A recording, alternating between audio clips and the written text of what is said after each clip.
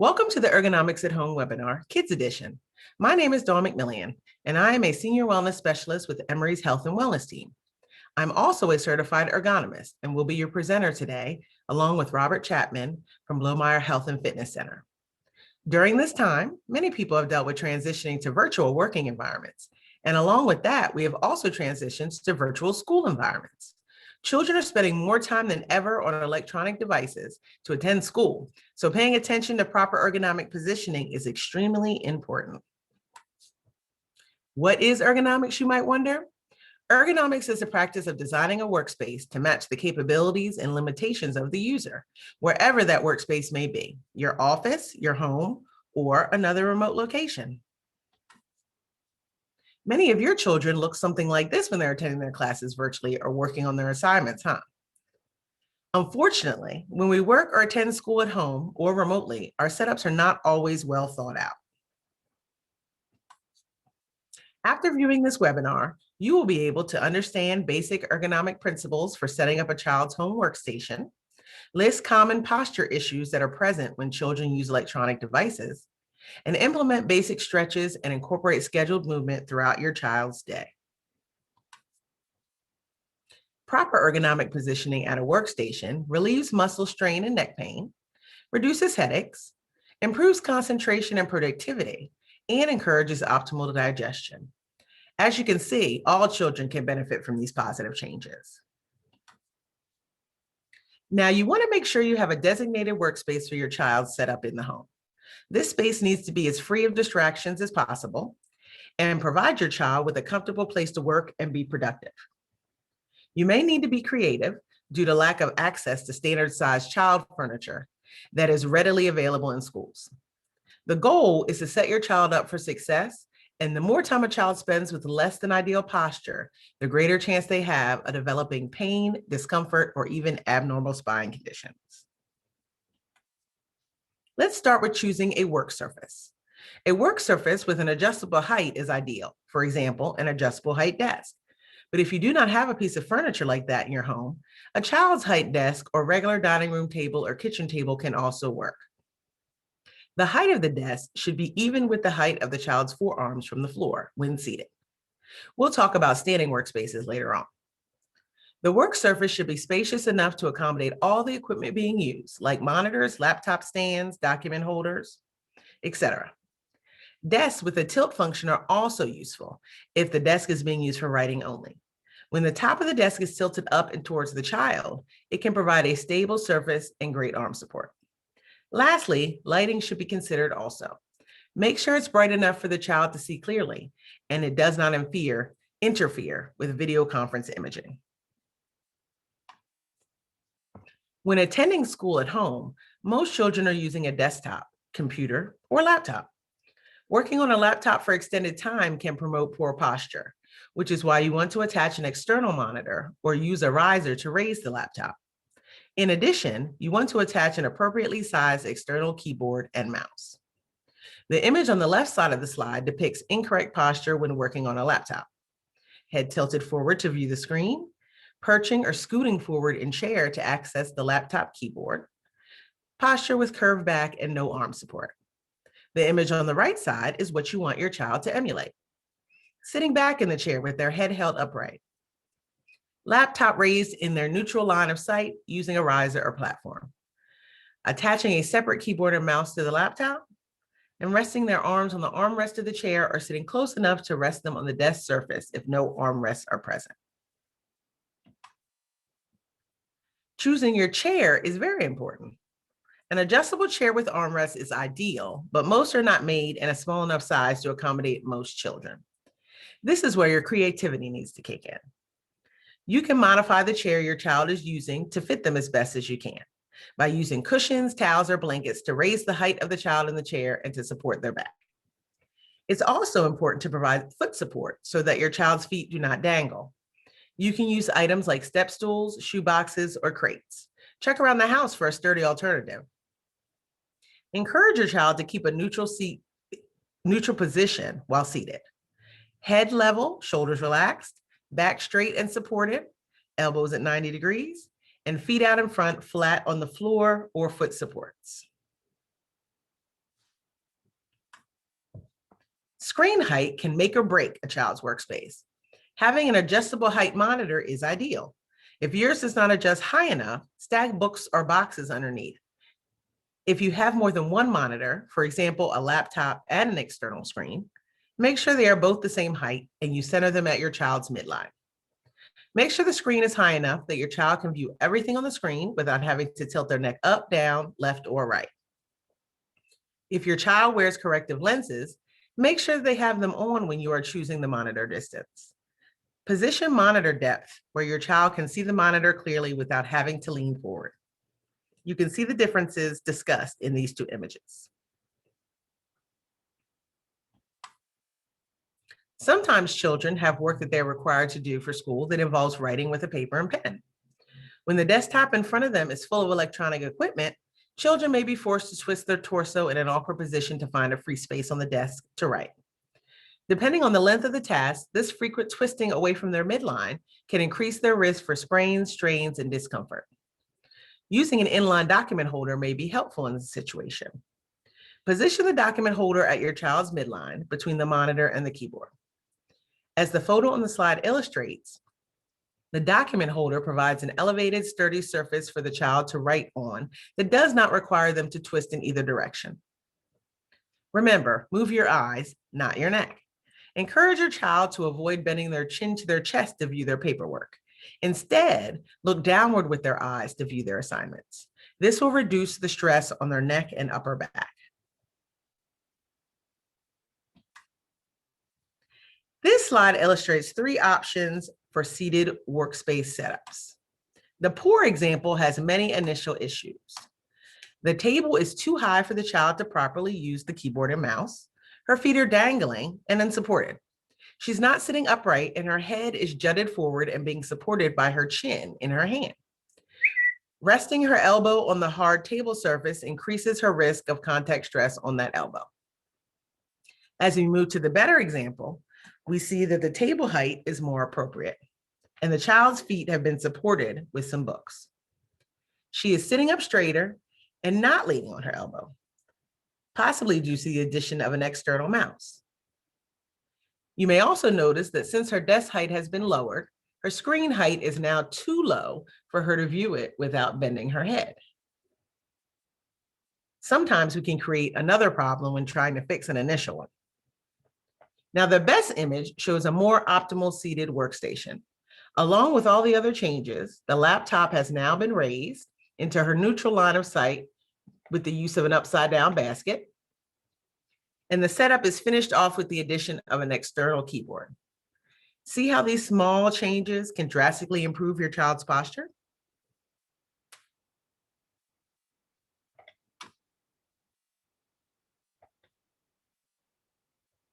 Standing workspaces are a hot topic for adults, and some people have implemented standing workstations in their home for their children. Some things to consider are not all children will enjoy a standing workstation. Remember, this is not a substitution for physical activity during the day. If your child is standing while working on their computer, limit their activities to tasks that require low concentration. If this is new to your child, start with standing 15 minutes per hour and sitting for 45 minutes per hour. The key is switching back and forth between sitting and standing throughout the school day. So if you do not have an adjustable height desk or other setup that you can adjust with ease, you may need to set up a separate standing work area and have your child move between the 2 workstations. Make sure your child wears supportive shoes, no sock feet. Avoid standing on hard surfaces, and if this is not possible, consider an anti-fatigue mat. This slide illustrates 3 options for standing workplace setups. The poor example has many initial issues. Her work surface is too high, causing her to have to raise her arms up to access her keyboard, potentially causing strain in the shoulder area. It also increases pressure on the underside of her wrists, which puts her at risk for contact stress damage. Sometimes this wrist posture can also lead to numbness and tingling in the hands. Lastly, she's working directly on the laptop without an external keyboard or mouse. As we move to the better example, we see that her elbows are at a 90-degree angle. She can now relax her shoulders and use her mouse and keyboard more comfortably. You'll notice that the wrist contact stress is gone. An external mouse has been attached, but it is too large for her hand. And due to the lowering of the desk height, her laptop screen is now below her neutral line of sight. Now, the best image shows an optimal standing workstation. Along with the other changes, the laptop has been raised into her neutral line of sight by stacking some items, which has forced her to straighten her back while standing. The mouse has been changed out for a smaller, more appropriately sized model, and an external keyboard has been added. As you can see from the various adaptations needed in these photos, a separate standing workstation may be the easiest to implement if an adjustable height desk is not available.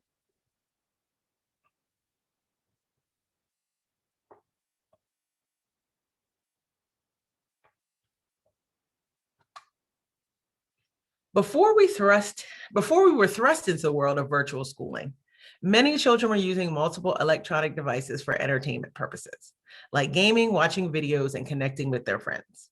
Now that the hours of screen time have been increased with online school, and it's very important for parents to regulate total screen time in order to decrease the risk for musculoskeletal strain or injury. Tech neck is a frequently painful condition that results from the hunchback slouch many individuals, both young and old, employ when they're using their electronic devices. The issue starts when you bend your neck forward so you can look at your smartphone or other electronic device. Doing this places a great deal of strain on your spine and causes a lot of tension to your neck and shoulders. Common positions you may observe your child in while using their devices are curled up on the couch or beanbag chair, maybe even stretched out across the bed or floor. These positions may limit circulation, cause excessive bending of the mid and low back, and aggravate tech neck. Tips for prevention of tech neck include keeping those tablets, smartphones, and games at eye level. There are many supportive arms, braces, or tabletop stands that can assist with that. Set screen time limits, and parents should engage in positive role modeling. Evaluate your own device behaviors and spend time with your children without devices. To give you a better understanding about how poor ergonomic positioning contributes to neck pain, check out these images. As your head comes forward away from your spine, for example, trying to see something more clearly on your computer screen, the workload on your upper trapezius muscles increases due to the increased weight of your head.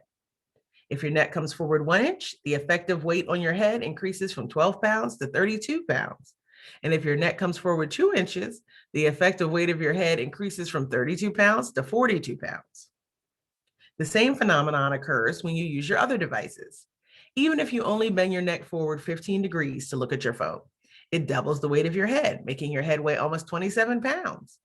Now imagine bending your neck at 45 degrees. That's almost 50 pounds of weight your neck muscles, upper back, and shoulders are supporting. Now can you see why upper back and neck pain are one of the most common complaints of people with poor posture? Always remember, your child's body is not meant to sit or stand in a static position for an entire day. Just like recess is important, frequent movement breaks are essential to maintaining your child's physical and mental health. Make sure they take several brief breaks throughout the day. Your child's teacher may already have these breaks incorporated into their daily curriculum. So now I'm going to turn the presentation over to Robert Chapman, the Assistant Manager at Bloommeyer Health Fitness Center, Emory's Employee Health Center.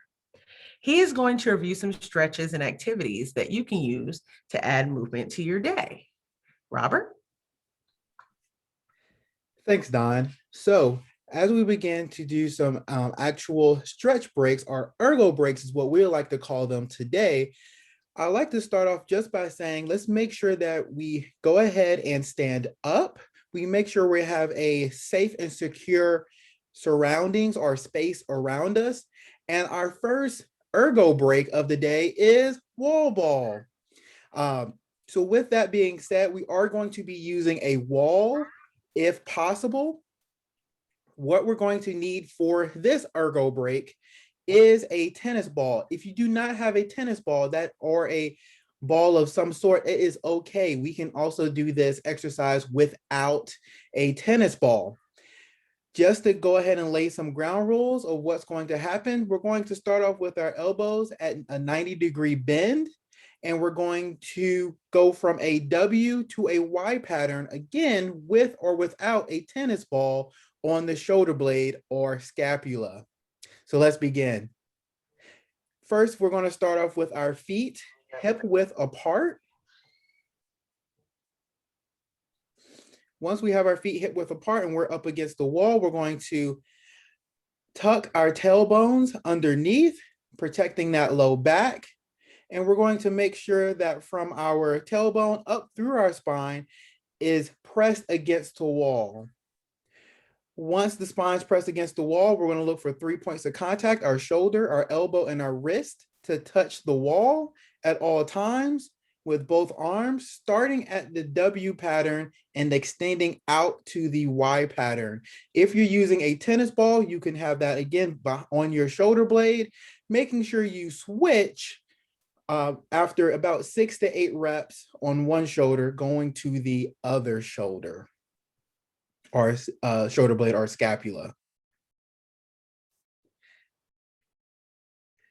Our next ergo break is hit the deck. So laying some more ground, setting the scene here.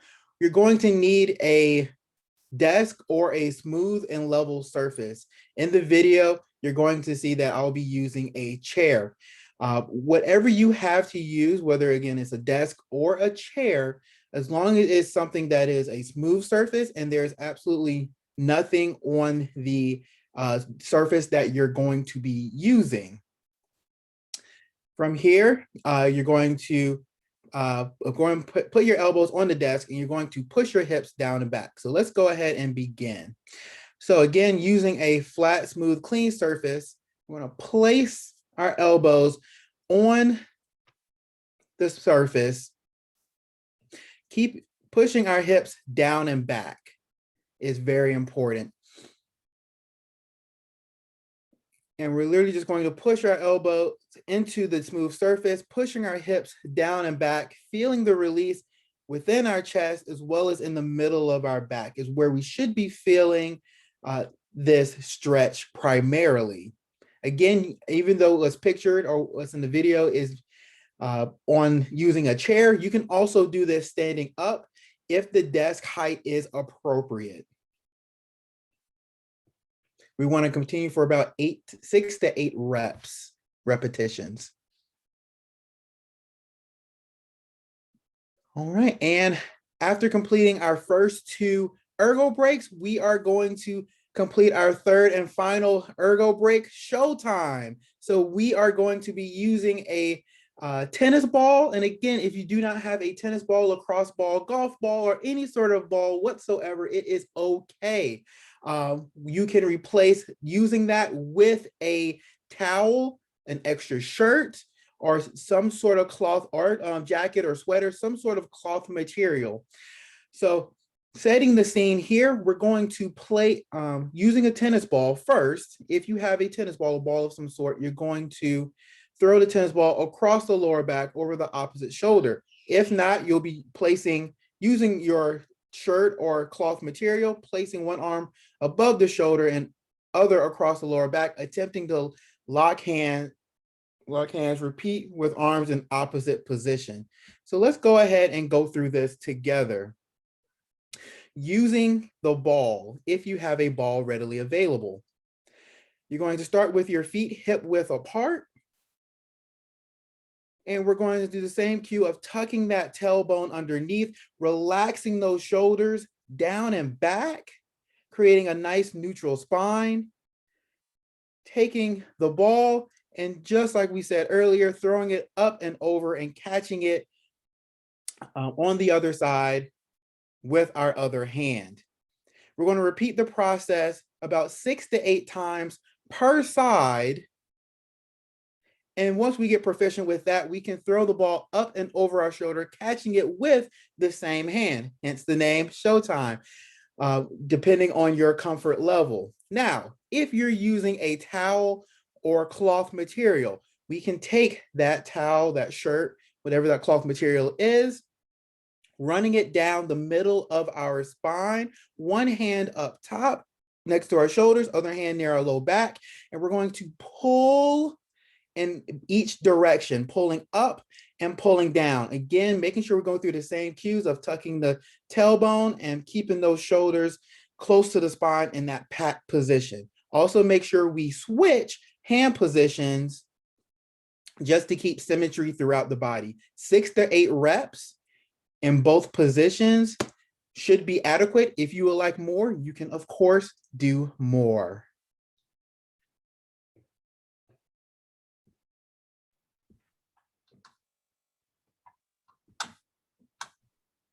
Okay, thanks for all these great activity ideas, Robert. So this concludes the Ergonomics at Home Kids Edition webinar. Please direct any ergonomic questions that you have to healthyemory@emory.edu. We hope you've learned information today that will help assist your child in achieving a comfortable and productive remote learning environment. Have a wonderful day.